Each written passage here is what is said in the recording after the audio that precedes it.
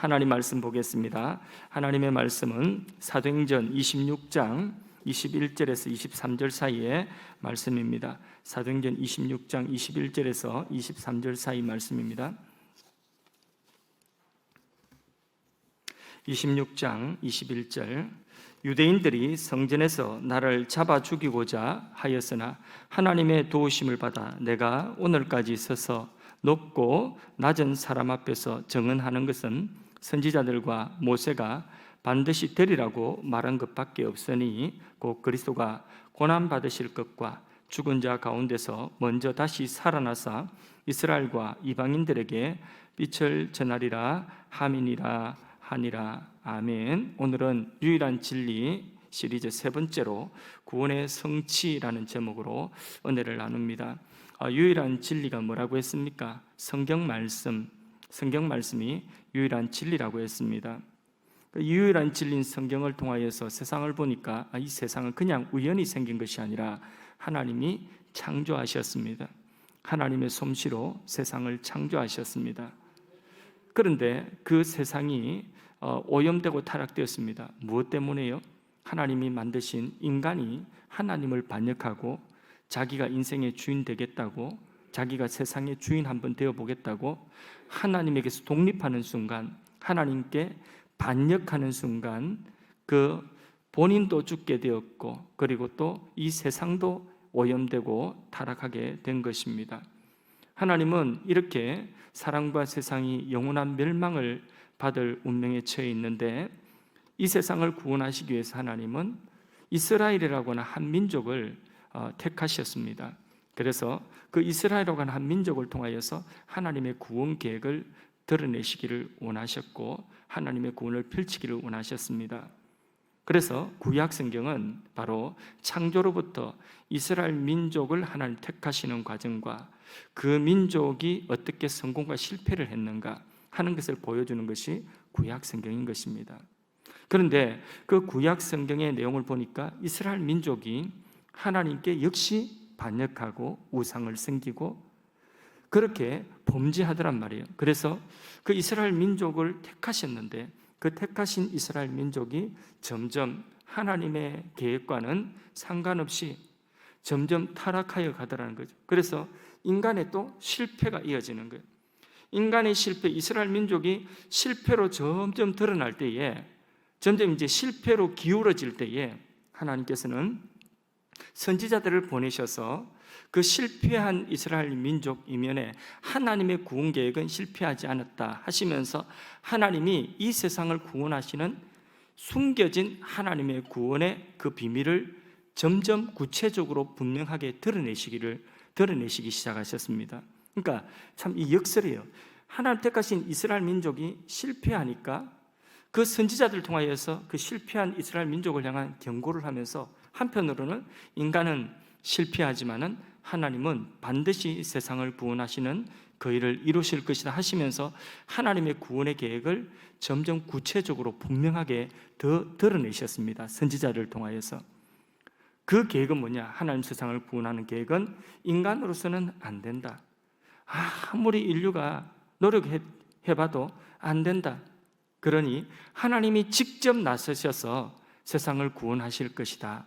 하나님이 직접 나서서 세상을 구원하실 것인데 어떻게 구원하실 것인가? 하나님이 메시아를 보내서 세상을 구원하실 것이다. 이게 바로 뭐냐? 구약의 역사인 것입니다. 그러면 그 메시아가 이 세상에 오셨는데 그 메시아가 누구입니까? 세상을 구원하시는 메시아가 누구입니까? 예수 그리스도인 것입니다. 오늘 우리는 그 예수님을 믿고 있습니다. 맞습니까? 여러분, 우리 모두는 예수님을 믿고 있습니다. 그러니까 우리는 예수 믿는 사람이라고 하는데, 그런데 이 예수님이 과연 메시아냐? 구약 성경에 하나님이 구원의 비밀로, 그 구원의 계획으로 하나님이 드러내신 선지자들, 오늘 읽은 사도행전 26장에 사도 바울이 말한 것 같이 선지자들과 율법에 말씀하신 바로 그 메시아냐? 그 메시아라고 한다면 우리의 믿음이 헛되지 않는 것입니다. 오늘 우리가 살아가는, 오늘 수요 예배 나오는 이것도 헛되지 않고, 여러분들이 세상 살면서 세상 사람들에게 욕 좀 얻어먹어가면서 손에 좀 봐가면서 그렇게 믿음 지키려고 하는 그런 수고들이 결코 헛되지 않는 것입니다. 고난을 당하면서도 그 고난을 견뎌내는 그런 수고들이 절대로 헛되지 않는 것입니다. 그런데 만일에 내가 믿는 예수님이 이 구약 성경에 계시하신 이 구원의 그 계획으로 오신 메시아가 아니라고 한다면, 예수님이 메시아가 아니라고 한다면 우리는 큰일 나는 것입니다. 우리는 사실 이런 수고와 노력들이, 인내하는 모든 것들이 헛수고가 되는 것입니다. 그래서 예수님이 이 세상에 메시아로 오셨다는 이 사실을 우리가 들어도 우리가 계속해서 들어야 되는 것은 뭐냐면, 예수님이 메시아로 오신 것이 맞구나, 예수님이 우리 구원자가 맞구나, 예수님이 하나님이 이 세상을 구원하러 보내신 분이 맞구나 하는 이것을 우리는 1000번 만번, 우리는 골백 번을 들어도 이 말씀을 또 들어야 되는 것입니다. 그래서 오늘 예수님이 어떻게 이 세상을 구원하러 오셔서 구원하셨는가, 그것이 어떻게 우리에게 구원이 되는가 하는 것을 또 다시 한번 반복해서 오늘 말씀을 통하여서 은혜를 나눕니다. 자, 먼저 예수님께서 이 세상에 오신 목적은 뭐냐? 구약에 약속되어진 하나님 나라를 성취하실 메시아로 오셨다는 것입니다. 다시 한번 사도행전 26장 21절에서 23절 사이 말씀 한번 보겠습니다. 사도행전 26장 21절, 유대인들이 성전에서 나를 잡아 죽이고자 하였으나, 바울을 유대인들이 잡아 죽이고자 했다는 것입니다. 잡아서 죽이고자 했는데 이 생명의 위협을 지금 당하고 있는 상황이에요. 22절, 하나님의 도우심을 받아 내가 오늘까지 서서 높고 낮은 사람 앞에 증언하는 것은, 자, 지금까지 어떤 사람 앞에, 높고 낮은 그런 사람들 앞에 서서 생명의 위협을 느끼면서 이렇게 증언하는 내용은 뭐냐? 바로 선지자들과 모세가, 이 무슨 뜻이에요? 구약 성경에 선지자와 모세는 구약 성경을 대표하는 그런 것입니다. 그래서 구약 성경에 반드시 되리라고 말한 것밖에 없으니, 구약 성경에 뭐라고 선지자와 모세가, 율법이 뭐라고 말씀하고 있느냐? 자, 뭐라고 말씀하고 있느냐? 23절, 곧 그리스도가, 메시아가 고난을 받으실 것과 죽은 자 가운데서 먼저 다시 살아나실 것. 다시 말해서 예수님이 십자가에 고난당하여 죽으실 것과 죽으시고 죽음에서 다시 살아나시는 이 부활을, 이렇게 부활하셔서 이스라엘과 이방인들에게 생명의 빛을 전하는 것이라. 그러니까 바울이 지금 생명 걸고 믿고 자기 일생 다해서 믿고 전하는 것이 뭐냐?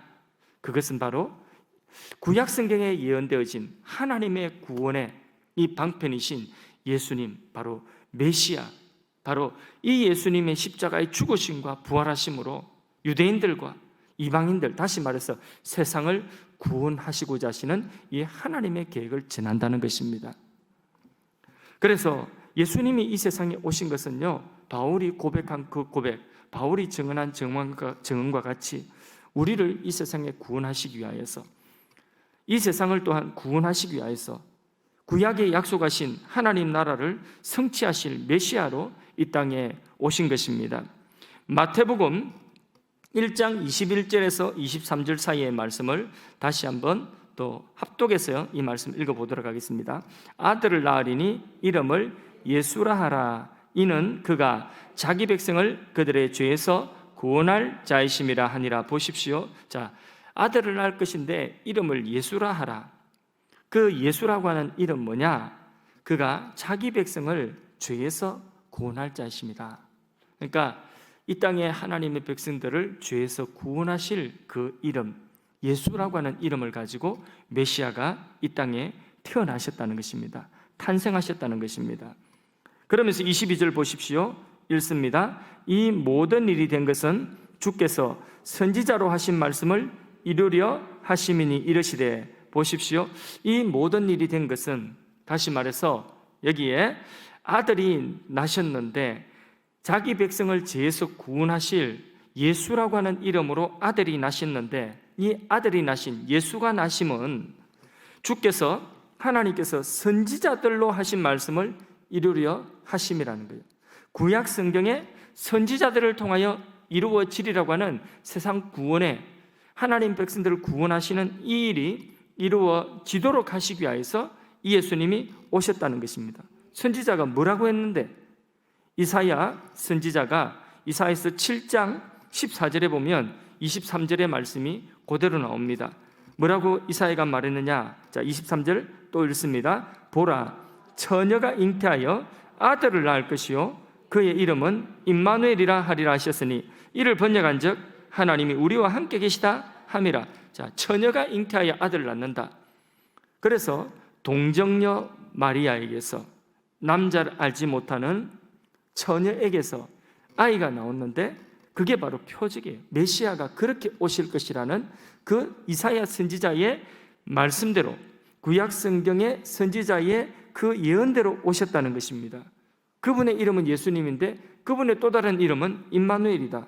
그 뜻이 뭐라고요? 임마누엘은 하나님이 자기 백성과 함께 계신다. 이 말은 하나님이 하나님 되시고, 그리고 이스라엘 백성들, 또 이 땅에 예수를 믿는 사람들은 하나님의 백성이 된다는 것입니다. 그러니까 하나님의 나라가 회복되어진다는 것입니다. 이 일을 위하여서 예수님이 이 땅에 오셨다는 것입니다. 하나님이 창조하신 사람이 하나님께 반역하여 범죄함으로 이 땅에는 사망과 저주가 찾아왔습니다. 그 사망과 저주 아래 있는 모든 사람은 아무리 이 세상에 발부둥쳐도 스스로 구원받을 길이 없는 것입니다. 사망과 저주 아래서 고통받게 되어 있는 것입니다. 사람뿐만 아니라 그 사람이 살고 있는 땅도 오염되어서 함께 사망과 저주 아래 놓여서 신음하게 되는 것입니다. 하나님께서는 메시아이신 예수님을 통하여서 인류의 죄를 사하시고 세상에 하나님의 통치를 회복하심으로 죄가 가져온 인류의 문제를 해결하신 것입니다. 그렇게 하나님의 통치를 벗어나서 반역한 그 인간을 구원하심으로 하나님이 이루실 이 땅의 회복과 내세의 영원한 생명을 하나님의 나라라고 하는 것입니다. 예수님은 구약 성경에 예언하신 그 예언대로 이 땅에 사람들을 구원하시고 하나님의 나라를 회복하시기 위하여 오신 메시아이신 것입니다. 예수님 그냥 오신 것이 아니라 구약 성경에 예언하신 하나님의 말씀 그대로 오신 것입니다. 이것을 우리가 분명히 알아야 되는 것입니다. 또 예수님께서 이 세상에 오셔서 이루시는 구원은 예수님 단독의 역사가 아니라는 것을 알아야 됩니다. 예수님의 단독의 역사가 아니라 성부, 성자, 성령 삼위일체 하나님의 공동사역인 것입니다. 그래서 예수님이 이 땅에 오셔서 이루신 구원과 하나님 나라의 회복은요, 성부, 성자, 성령의 이 공동사역이에요. 무슨 말이냐 하면 성부 하나님께서는 이 땅을 구원하실 계획을 세우셨고 이스라엘의 역사 속에서 선지자들을 통하셔서 그 계획을, 구원 계획을 미리 계시하여 주셨습니다. 그리고 성자이신 예수님은 그 계시된 말씀에 순종하여서 아버지의 뜻을 따라 아버지께 보냄을 받아서 이 세상에 사람 몸을 입고 오셨습니다. 이 세상에 성육신 하셔서 우리의 죄를 대신하여 죽으시고 부활하심으로 아버지 하나님께서 계획하신 그 구원을 다 성취하신 것입니다. 성령 하나님께서는 그 예수를 이제 주로 고백하고 믿는 모든 사람들을 하나님의 백성으로 인치시고 그 사람들 안에 내주하셔서 새 영을 부으시고 새 마음을 부어주셔서 하나님의 통치를 따라 살아가서 그 하나님의 백성들이 서 있는 삶의 자리가 하나님의 나라가 되도록 하는 그 일을 지금도 하고 계신 것입니다. 예수님은 이 땅에 오셔서 메시아로서 처음 취임 일성이 뭔가? 예수님이 이 땅에 메시아로서 처음 취임하시며 연설하신 첫 번째 연설이 무엇인가? 회개하라, 죄인들아 회개하라, 천국이 임하였다, 하나님의 나라가 임하였다는 것입니다. 하나님의 나라를 선포하셨고 예수님은 오셔서 하나님의 나라를 하나님의 백성들에게 가르치기 시작하셨습니다. 그리고 그 하나님 나라가 이미 임했다는 것을 무엇을 통하여서 증명해 주셨느냐면 많은 기적을 통하여 증명해 주셨습니다. 안전뱅이를 일으키시고 눈먼 자의 눈을 뜨이시고 중풍병자를 일으키시고 나병 환자를 고치시고 귀신을 내어 쫓으시고 죽은 자를 살리시면서 예수님이 이 땅을 구원할 메시아로 오셨음과 그리고 예수님을 통하여 회복되어지는 나라는 그런 슬픔과 저주가 없는 나라라는 하나의 표적으로서 눈먼 자 고치시고 병든 자 고치시고 귀신을 내어 쫓으시고 죽은 자를 살리신 것입니다. 그리고 마지막에는 예수님께 십자가에서 자기 몸을 들여서 자기 생명 다하여서 죽으심으로 하나님의 나라를 성취하신 것입니다. 그리고 예수님이 부활하심으로 확실한 증거를 삼으셨습니다. 예수님을 통한 하나님의 구원 역사는 지금도 역사 가운데 진행 중입니다. 우리를 구원하셨고 우리를 통하여서 또 다른 누군가를 구원하시고자 예수님을 통한 이 구원의 역사, 하나님의 나라의 회복의 역사는 지금도 시작되고 진행 중에 있는 것입니다. 온전한 구원은 언제 이루어지느냐? 온전한 구원은 이미 우리 안에 그 하나님의 나라가 이루어졌지만은 그러나 예수님이 다시 오시마 약속하셨는데 예수님이 다시 오시는 그 재림의 날에 이 세상의 모든 것들은 아무리 악한 자랄지라도 이 세상의 어떤 피조물이랄지라도 예수님의 이름 앞에 무릎 꿇게 되고 예수님이 완전한 왕권을 가지시고 하늘과 땅이 통일되어지는 그 영원한 나라에서 영원히 통치하는 하나님 나라가 완성되는 것입니다. 언제 완성된다고요? 예수님이 다시 오실 그때에 완성되는 것입니다. 그러면 그때까지 이 세상 나라를 버려둬야 되느냐? 그게 아니라는 거죠. 예수를 믿는 우리들이 우리 안에 임한 우리 심령의 하나님의 나라를 우리의 가정으로 옮겨놓고 우리의 일터로 옮겨놓고 우리의 자녀들에게 그 하나님의 나라를 전해주라고 하는 것입니다. 그래서 예수님께서는 이 땅에 오셔서 마지막 십자가의 죽으심으로 이 구원과 하나님의 나라를 우리에게 주셨는데 그런데 예수님이 어떻게 하나님 나라를 주셨느냐? 십자가의 죽으심으로 이 우리의 구원과 하나님 나라를 완성하셨다는 것입니다. 예수님의 죽으심은 어떤 의미가 있느냐? 우리의 죄를 대속하시는 속죄의 제사인 것입니다. 예수님이 그냥 억울한 한 사람의 죽음이 아니라 예수님은 죄 없는 분이 괜히 붙잡혀가지고 두들겨 맞고 그렇게 억울하게 죽으신 그런 죽음이 아니라 예수님의 죽으심은 바로 우리의 죄를 대신하여 죽으신 우리 죄를 속죄하기 위한 속죄의 제사였다는 것입니다. 구약 성경에 수도 없이 많은 제사를 드렸지 않습니까? 그런 수도 없이 많은 제사가 다 무엇을 보여주는 것이었느냐? 죄를 속하여 주는 이 속죄의 제사인 예수님의 십자가를 보여주고 있는 것이었습니다. 디도서 2장 14절 말씀을 한번 읽어보겠습니다. 디도서 2장 14절 화면 보고 읽습니다. 그가 우리를 대신하여 자신을 주시면, 여기 그는 누구예요? 예수님이시죠. 예수님이 우리를 대신하여서 자신을 주셨다는 것입니다. 그 이유는 뭐냐? 그 뒤에도 읽어봅니다. 모든 불법에서 우리를 속량하시고 우리를 깨끗하게 하사 선한 일을 열심히 하는 자기 백성이 되게 하려 하심이라. 속량이라고 하는 것은 속죄라고 하는 뜻이에요.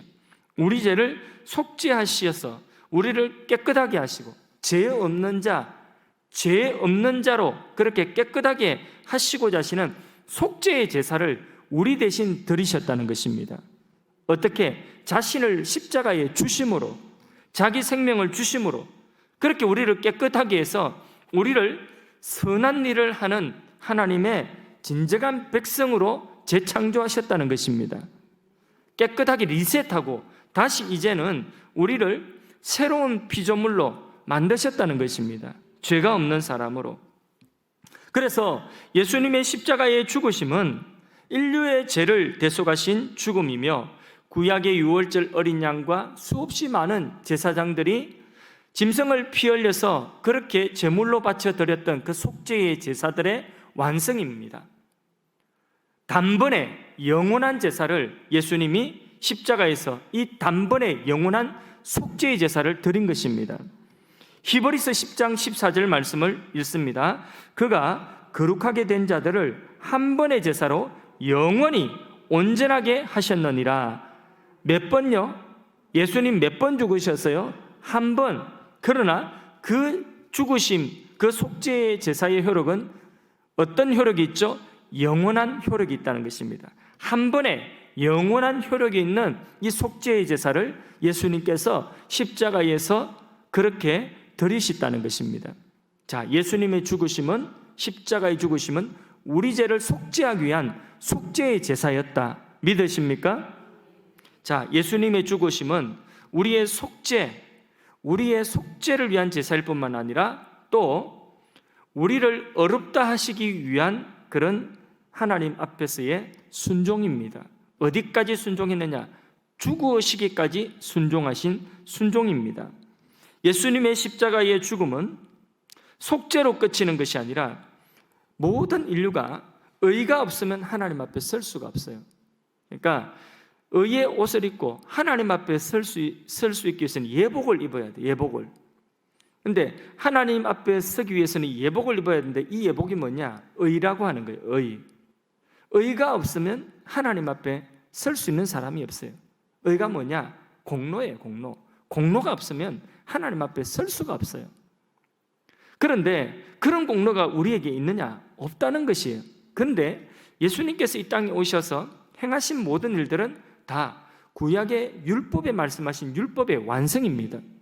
율법을 성취하는 것이었고 구약의 선지자들을 통하여서 말씀하신 그 말씀들을 아버지의 뜻에 순종하여서 하나하나 다 순종하심이었어요. 어디까지 순종하셨느냐? 십자가에 죽으시기까지 순종하셨다는 것입니다. 그렇게 십자가에 죽으시기까지 순종하신 그 공로, 그 의가 바로 이제는 믿는 우리들에게 뭐가 되느냐? 우리의 의가 된다는 것입니다. 그것을 무엇이라고 하냐면 칭의라고 하는, 우리를 그 의의 옷을 입혀주어서 원래는 우리가 의로운 자가 아닌데 예수 공로로 의롭다함을 입었다. 그래서 그것을 칭의라고 하는 것입니다. 그래서 그로 인하여 의롭다함을 입은 자들은 이제 하나님 앞에 설 수 있어요. 그리고 하나님과의 관계가 회복되어지는 것입니다. 하나님과 어떤 관계가 회복되어지느냐? 이제는 하나님 우리 하나님 되고 그리고 우리는 하나님 백성 되어진 관계, 더 나아가서 하나님의 자녀 되어지는 관계, 하나님은 우리 아버지가 되시고 우리는 그분의 자녀가 되는 이 관계까지 나가겠다는 거예요. 그러니까 죄로 인하여 원수되었던 우리들을 하나님과 화목케 하는 제사가 바로 뭐냐? 예수님의 십자가의 죽으심이라는 것입니다. 그래서 예수님의 십자가의 죽음은 바로 하나님과 우리를 화목시키는 화목제사가 된 것입니다. 로마서 3장 24절에서 25절 사이의 말씀을 또 합독해서 읽어보겠습니다. 그리스도 예수 안에 있는 속량으로 말미암아 하나님의 은혜로 값없이 어렵다 하심을 얻은 자가 되었느니라. 값없이 어렵다 하심을 얻었다. 칭의를 입었다는 거죠. 그러니까 앞에 있는 속량은 뭐냐? 속죄를 입었고 또 더 나아가서 값없이 어렵다 하심 칭의를 입었다는 것입니다. 자, 25절로 읽습니다. 이 예수를 하나님이 그의 피로서 믿음으로 말미암는 화목제물, 이제는 화목제물이 되게 하셨으니 이는 하나님께서 길이 참으시는 중에 전에 지은 죄를 강가심으로 자기의 의로심을 나타내려 하심이니. 하나님과 화목된, 자, 다시 한번 정리하면 하나님께서는 십자가에 죽으신 예수님의 그 죽음, 예수님의 그 십자가의 죽음, 그 죽음의 의미가 뭐냐? 우리의 죄를 속죄하기 위한 속죄의 제사였다. 하나님의 뜻에 율법을 완성하신 하나님의 뜻에 죽기까지 순종하신 그런 완전한 순종이었다. 그래서 그것을 우리에게 입혀주신 그 공로를 우리의 것이 되게 하시는 칭의의 그런 제사였다. 또 하나, 하나님과 우리 사이에 원수되었던 것을 이제는 화목시켜서 하나님과 우리 안에 끄리낌이 없이 교제하고 교통할 수 있는 이런 관계의 회복이 되어지는 화목제물이 되셨다. 그게 바로 예수님의 십자가의 죽으심의 의미라고 하는 것입니다. 이제 믿는 자는 예수님의 이 죽음이 우리 안에 내가 주인 되어져서 내가 내 스스로를 주인 되어서 통치하고자 하는 그런 자아에 대한 죽음의 선언인 것입니다. 대신에 예수님이 우리 안에서 속죄의 주요, 어렵다 하시는 주요, 하나님과 화목케 하시는 주가 되셔서 우리 안에서 통치를 시작하신다는 것입니다. 이렇게 하나님의 통치를 받는 새로운 하나님의 백성으로 우리가 재창조가 된 것입니다. 이게 예수님 십자가의 죽으심의 의미인데, 예수님은 죽으실 뿐만 아니라 다시 죽은 자 가운데서 살아나셨습니다. 부활이죠. 그 예수님의 부활은 예수님이 지금까지 이루신 그 죽음의 모든 것들의 의미가 이제는 분명한 것이다, 틀림없는 사실이다 하는 보증이요 확정인 것입니다. 예수님이 죽으셨으면 그러면 아무리 떠들어봤자 죽었는데 자기도 승리하지 못했는데, 그런데 예수님이 부활하심으로 예수님의 이런 죽으심의 그동안의 의미, 앞에 쭉 말씀드렸던 이런 구원과 하나님 나라의 회복이 이제는 분명한 것이다 하고 증거하는 그런 확정이 바로 예수님의 부활인 것입니다. 예수님의 부활은 먼저는 예수님 자신이 구약에 약속하신 메시아였다는 증거이고, 우리가 믿어야 되는 구주요 주가 되심에 대한 증거인 것입니다. 뿐만 아니라 믿는 우리에게는 이 세상을 살아가면서 하나님의 통치를 따라 살아가는 새로운 생명이 우리 안에 장착되어졌다는 보증인 것입니다. 로마서 6장 4절 말씀을 또 읽어보겠습니다. 그러므로 우리가 그의 죽으심과 합하여 세례를 받음으로 그와 함께 장사되었나니, 이는 아버지의 영광으로 말미암아 그리스도를 죽은 자 가운데 살리심과 같이 우리로 또한 새 생명 가운데 행하게 하려 함이라. 우리를 어떤 생명 가운데 행하게 한다고요? 새로운 생명 가운데 행하게 하려 함이라. 새로운 생명이 이제는 우리에게 장착되었다는 것입니다. 이 세상을 살아가면서 거듭난 사람, 우리 예수 믿는 사람에게는 새 생명이 새 생명이 우리에게 와서 이제는 이 새 생명으로 우리가 살아갈 수 있는 그런 현재의 삶이 되었다는 것입니다. 더 나아가서 예수님의 부활하심은 우리 믿는 자들에게 이 세상에서 새 생명으로 살아갈 뿐만 아니라 우리가 이 세상의 생명을 다 하는 날, 죽고 난 이후에, 죽음 이후에 영원한 부활, 예수님과 같은 몸으로 부활한 그런 부활을 우리에게 보증하고 있는 것입니다. 고린도전서 15장 52절 말씀을 읽어봅니다. 나팔 소리가 나매 죽은 자들이 썩지 아니할 것으로 다시 살아나고 우리도 변화되리라. 아멘. 예수님의 죽음과 이 부활을 통하여서 하나님의 구원, 그리고 하나님의 나라가 성취되어진 것입니다. 우리의 구원은 확실합니다. 하나님 나라의 성취와 완성도 예수님으로 인하여 확실합니다. 확신하십시오. 구원은 우리의 행위나 우리의 공로가 아닌 하나님이 행하신 이 일로만, 메시아이신 메시아로 이 땅에 오셔서 예수님이 행하신 이 일로만 우리의 구원이 이루어지고, 그리고 하나님의 나라가 성취되어지고 완성되어지는 것입니다. 이거 아니고서는 절대로 안 돼요. 어떤 종교든, 어떤 선행이든, 어떤 착한 마음을 먹었든 그런 것으로는 절대로 안 된다는 것입니다. 로마서 3장 24절 말씀도 읽어보겠습니다. 그리스도 예수 안에 있는 속량으로 말미암아 하나님의 은혜로 값없이 어렵다 하심을 얻은 자가 되었다, 이렇게 말씀하고 있죠. 그리스도 안에 있는, 예수님 빼고는 안 된다는 거예요. 예수님이 없으면 안 된다는 거예요. 그 예수님이 뭐냐? 하나님의 은혜입니다. 우리에게 속량, 우리에게 어렵다 하심을 입혀주시는 하나님의 은혜라는 거예요. 다시 말해서 우리에게 구원을 주시는 하나님의 은혜라는 것입니다. 예수님이 이루어놓으신 이것, 아버지가 계획하신 그 구원의 계획을 다 순종하심으로 이루어놓으신, 예수님이 이루어놓으신 이것만이, 다시 말해서 성삼위 하나님, 성부, 성자, 성령 하나님의 이 합작에서 이루어진 이 일만이 우리에게 있어서 유일한 구원의 근거가 된다는 것입니다. 그래서 우리는 구원에 우리의 행위가 어떤 영향도 미칠 수 없다는 것을 우리는 분명히 알아야 되는 것입니다. 오늘날 많은 분들이 우리의 행위를 자꾸 강조를 하다 보니까, 우리가 행위를 강조를 하고 우리가 바로 살아야죠. 그걸 부인하는 이야기가 아니에요. 그런데 이걸 강조하다 보니까 뭘 흔드느냐? 이 성경이 말씀하고 있는 구원의 근본 진리, 하나님의 이 구원 계획과 그리스도의 이 구원의 성취, 이것을 흔들어 놓는 이런 망령된 일을 사람들이 하고 있다는 것입니다. 우리가 열심도 좋고 우리의 어떤 수고도 좋고 다 열심히 좋은데, 깨어있는 것도 좋고 다 좋은데, 이것이 우리의 구원의 근거가 되는 것은 절대로 아니라는 것을 우리가 알아야 되는 것입니다. 성경이 말씀하고 있는 이 구원의 분명한 근거를 우리는 확실하게 붙들어야 되는 것입니다. 이게 아니면 우리의 행위에 따라서, 우리의 감정에 따라서 우리의 구원은 보정할 수가 없습니다. 여러분 한번 생각해 보십시오. 나의 구원이 나의 행위에 달려있다, 그러면 여러분 구원 확신할 수 있습니까? 우리 다 천주교인 돼야 돼요. 우리 다 가톨릭 신자 돼야 돼요. 오늘 죽어도 하나님 여러분들을 천국에 인도하실 그런 천국에 들어갈 확신이 있습니까?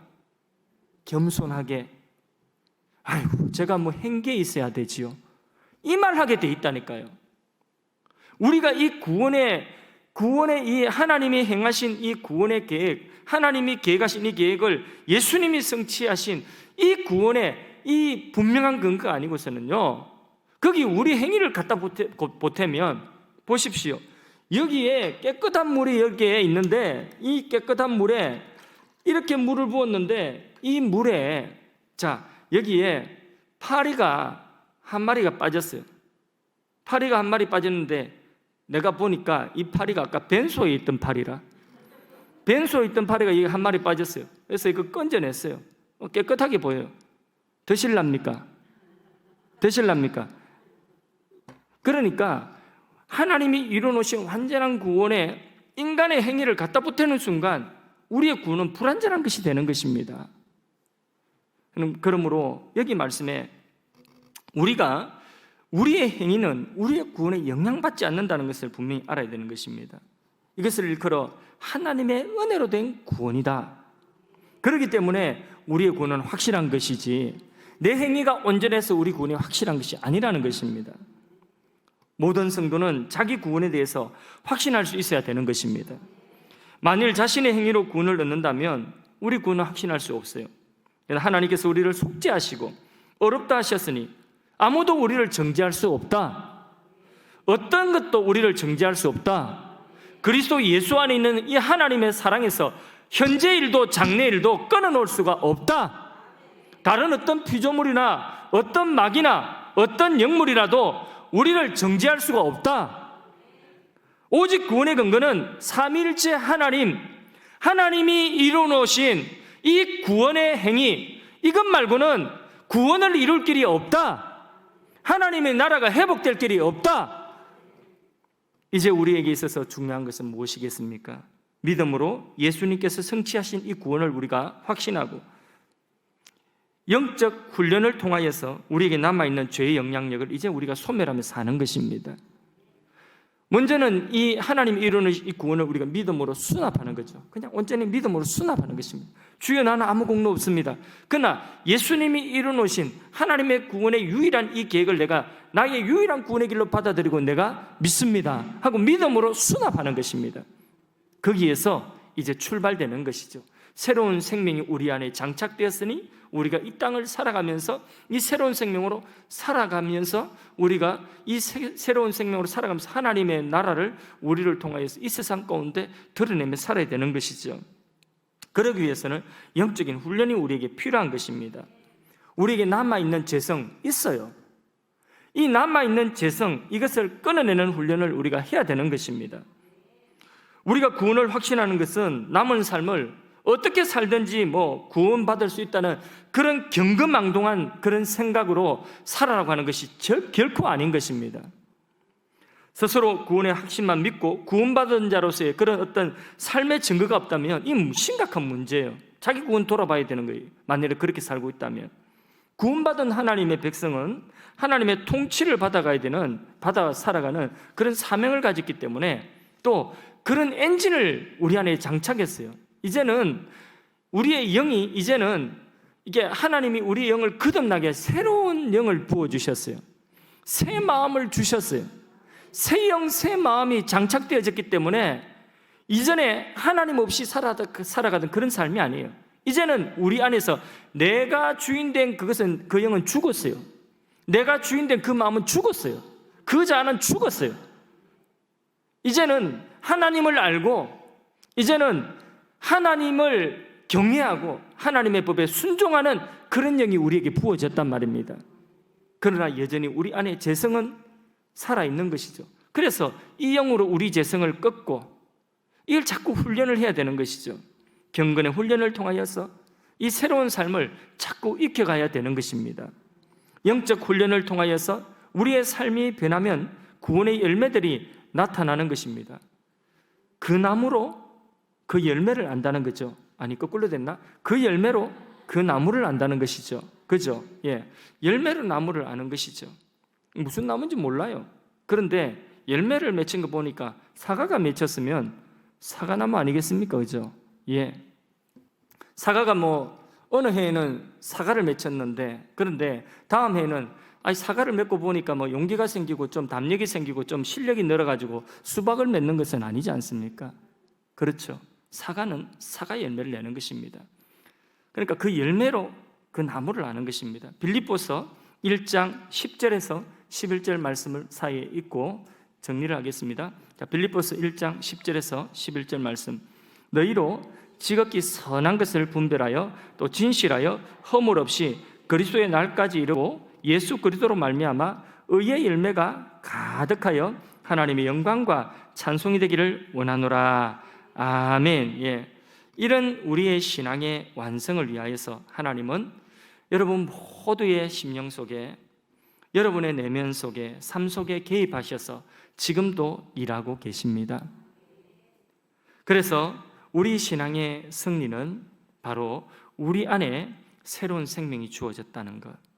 그 새로운 생명으로 우리는 하나님의 그 뜻을 바로 분별하고, 여기 지극히 선한 것을 분별하고, 그리고 우리가 그리스도의 날이 이르기까지 의의 열매가 가득하여 하나님의 영광과 하나님의 찬송이 되기를 우리가 원하며 살아가는 그 삶이 그리스도인의 삶인 것입니다. 이렇게 살아갈 때에 우리의 구원은 틀림없습니다. 우리 개인의 차원에서 끝나는 것이 아니라 우리 안에 있는 이 생명과 이 구원과 하나님의 나라는 우리를 통하여서 우리가 서 있는 삶의 영역, 그 공적인 영역에도 이 영향력이 미치게 되는 것입니다. 그래서 하나님의 나라가 이 세상 가운데 회복되어지는 그런 회복의 역사가 일어나는 것입니다. 우리가 그렇게 사는 것을 뭐라고 하느냐? 그리스도의 증인으로 산다. 내가 죽고 예수님이 내 안에서 사시는 것이다. 하나님의 통치를 따라 사는 것이다. 다시 말해서 하나님의 나라가 내 삶 속에 이루어지는 것이다. 다 같은 말입니다. 우리가 이와 같은 온전한 삶을 살기까지 우리 안에 이 일을 위하여서 오신 분이 계시죠. 그분이 누굽니까? 삼위 하나님 가운데서 그리스도의 영, 예수의 영이신 하나님의 영이신 성령이 우리 안에 오셨습니다. 우리의 삶의 모든 현실 가운데서 함께 동행하시며 떠나지 아니하시고 이러한 온전한 삶을 살아가도록 도우시는 분이 우리 안에 계십니다. 여러분 지금 어떤 환경 가운데 있습니까? 마음의 상태가 어떤 상태입니까? 또 어떤 어려운 일을 만나셨습니까? 그 일 속에, 그 삶 속에 누가 같이 개입하고 계시냐면 하나님이 성령으로 함께 개입하고 계십니다. 반드시 우리를 이 온전한 구원과 하나님의 나라의 완성의 날이 이르기까지 우리가 이 길을 걸어가도록 도우시고 격려하시고 위로하시고 보혜사가 되셔서 인도하고 계십니다. 할렐루야. 우리의 구원은요 결코 단순한 게 아니에요. 너무 천국 갈 때 그때까지만 우리가 참고 살아가는 게 아니에요. 이 현세의 삶에도 새로운 생명을 가지고 하나님 나라의 이 기쁨과 감격과 확신을 누리면서 살도록, 이 축복을 누리면서 살도록 이 생명이 이미 우리 안에 와 있어요. 하나님의 나라가 이미 우리 안에 와 있습니다. 찬송가 262장 찬송 한 장 하겠습니다. 262장 찬송합니다.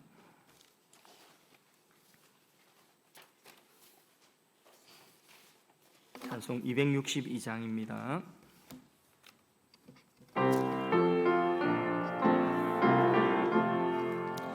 날 구원하신 예수님 영원히 찬송하겠네. 저죄인 어서 주께 와 죄사유하심 받으라. 구하라 주실 것이요 찾으라 얻을 것이라. 죄 중에 상한 영혼을 주 온전하게 하시네. 주리 죄로 인하여 피 흘려 죽으셨으니 주밖에 없는 사랑을 만 백성 알게 전하세. 주 예수 사랑 못 잊어 나 항상 눈물 흘리네. 이 세상 어디 가든지 나 주만 생각합니다. 목마른 자 이 샘에와 영생의 물을 마시라. 내 주를 사랑한데도 늘 맘에 부족하도다. 아멘. 기도하겠습니다. 성부, 성자, 성령 하나님께서 우리 구원을 위하여 역사하시고 그 구원을 완성하시고 하나님의 나라를 우리 안에 허락하시며 영원히 우리가 거할 하나님의 나라를 또한 준비하고 계심을 믿고 감사합니다. 예수 그리스도의 십자가의 은혜를 믿고 의지하면서 지극히 선한 것을 오늘도 분별하며 또 진실하여 허물 없이 그리스도의 날이 이르기까지 예수님으로 말미암아 의의 열매가 가득한 삶을 살기를 원합니다. 오늘도 우리가 살아가는 삶 속에 하나님의 영광과 찬송이 되기까지 지치지 않고 달려갈 수 있도록 우리 안에 하나님이 개입하시고 우리의 삶 속에 하나님 개입하셔서 함께 일하심을 감사합니다. 이제는 내가 주인된 삶을 십자가에 못 박고 우리 안에 예수 그리스도께서 주가 되셔서 다스리시고 통치하실 때에 하나님의 영이 우리 가운데 능력으로 역사하여 주셔서 하나님 그 옛날 예수님이 갈릴리 해변으로 다니시면서 수많은 병자들을 고치시고 하나님께서 예수님께서 풍랑을 잔잔케 하시고 물을 포도주로 바꾸시며 죽은 자를 살린 것과 같은 그런 능력과 기적의 역사가 우리의 삶에도 나타나게 하여 주시옵소서. 그래서 우리가 믿고 우리가 전하는 예수님이 참이요 예수님이 진정한 메시아인 것을 우리의 삶을 통하여서도 드러내게 하여 주시옵소서. 하나님, 오늘도 그 기적이 필요한 자들이 있습니다. 하나님, 기적을 베풀어 주시옵소서. 오늘도 그 능력이 필요한 자들이 있습니다. 그 능력 부어주셔서 저들의 삶의 모든 고통과 모든 역경들을 넉넉히 이길 수 있도록 은혜 다하여 주시옵소서. 오늘도 그 지혜가 필요한 자들이 있습니다. 하나님, 저들 가운데 부어주셔서 그 지혜로 이 세상의 혼탁한 세상 가운데서 하나님 바른 길을 걸어갈 수 있도록 인도하여 주시옵소서. 하나님, 수요 예배 나오신 분 한 분 한 분, 그리고 또 가정에서 예배 드리시는 분 한 분 한 분, 주님께서 마지막 때에 깨어있는 신앙 되게 하여 주시옵고 마지막 때에 승리하는 신앙 되게 하여 주옵소서. 저들을 묶고 저들로 하여금 움직이지 못하게 하고 앞으로 나가지 못하게 하고 뒤로 물러나 침륜에 빠지게 하는 원수막이 악한 영들아, 예수의 이름으로 명하노니 저들에게서 떠나갈지어다. 그 족쇄를 풀고 떠나갈지어다. 어떤 저주의 사슬이든지 예수 이름으로 끊겨질지어다. 진정한 자유와 평안과 하나님 주시는 하나님 나라 기쁨이 우리 안에 있게 하시고 확신이 넘치게 하여 주시고 평안이 머리부터 발끝까지 덮여지게 하여 주시옵소서. 예수님의 이름으로 기도드리옵나이다. 아멘. 하늘에 계신 우리 아버지여, 이름이 거룩히 여김을 받으시오며 나라가 임하시오며 뜻이 하늘에서 이루어진 것 같이 땅에서도 이루어지이다. 오늘 우리에게 일용할 양식을 주시옵고 우리가 우리에게 죄 지은 자를 사하여 준 것 같이 우리 죄를 사하여 주시옵고 우리를 시험에 들게 하지 마시옵고 다만 악에서 구하시옵소서. 나라와 근세와 영광이 아버지께 영원히 싸움나이다. 아멘.